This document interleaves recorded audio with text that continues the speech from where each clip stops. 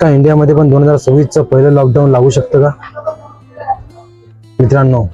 नेपाळमध्ये, झारखंडमध्ये, पश्चिम बंगालमध्ये रेड अलर्ट लागू झालेला आहे. त्याचबरोबर पश्चिम बंगालमध्ये जवळपास 5 पेशंट नेफा व्हायरसचे निघालेले आहेत. त्यामध्ये 2 नर्स सुद्धा आहेत.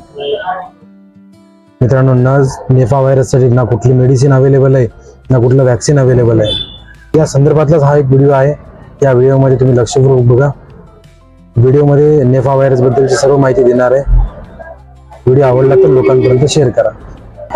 मित्रांनो, एका छोट्या चुकीमुळे आपल्या जीवावर बेतू शकतो हा नेफा व्हायरस. नेफा व्हायरस एक अत्यंत भयानक आणि वेगाने पसरणारा व्हायरस आहे. मित्रांनो, हा व्हायरस तुम्हाला वटवाघूळपासून फळांमध्ये पसरतो आणि ते फळं जर आपण खाल्ले किंवा आपल्या संपर्कात ते फळं आले, आपण ते खाल्ले, तर त्या लोकांना सुद्धा ते नेफा व्हायरस होऊ शकते. किंवा ते फळं खाणाऱ्या माणसाच्या संपर्कात जरी आपण आलो तरी पण आपल्याला पण तो नेफा व्हायरस होऊ शकतो.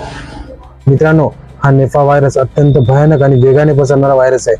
मित्रांनो, या नेफा व्हायरसवर आपल्याला कुठल्याच प्रकारची मेडिसिन किंवा वॅक्सिन अवेलेबल नाही. या नेफा व्हायरसचे काही लक्षणं सुद्धा आहेत जी मी तुम्हाला सांगणार आहे. या नेफा व्हायरसचे काही लक्षणं अशी आहेत ज्यामध्ये तुमचं डोकं दुखू शकते, तुम्हाला ताप येऊ शकते, त्याचबरोबर तुम्हाला श्वास घ्यायला त्रास होऊ शकतो आणि जास्त प्रमाणात जर हा नेफा व्हायरस वाढलेला असेल बॉडीमध्ये तर तुम्हाला तुमच्या मेंदूवर काहीतरी वेगळे परिणाम दिसू शकतात. मित्रांनो, नेफा व्हायरस अत्यंत धोकादायक प्रकारचा व्हायरस आहे आपल्या बॉडीसाठी, ह्युमन बिंगसाठी.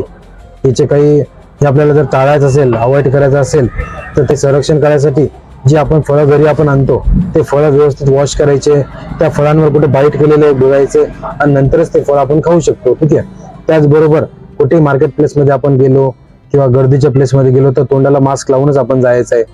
त्याचबरोबर आपल्याला कुठल्याही प्रकारचा सिम्पटम्स वाटले, सर्दी खोकला वाटला, ताप वाटला, डोकं दुखत असेल, श्वास घ्यायला त्रास होत असेल तर लवकरच आपण डॉक्टरचा सल्ला घ्यायला पाहिजे.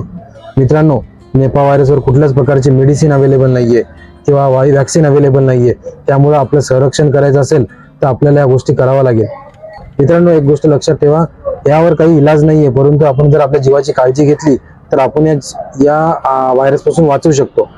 ठीक आहे. ही माहिती तुम्हाला आवडली असेल तर जास्तीत जास्त लोकांपर्यंत शेअर करा आणि अधिक माहितीसाठी कमेंट करा. नेफा तुम्हाला अधिक माहिती मिळून जाईल. हा व्हिडिओ आवडला असेल तर व्हिडिओला लाईक करा, शेअर करा आणि फॉलो करा. थँक्यू.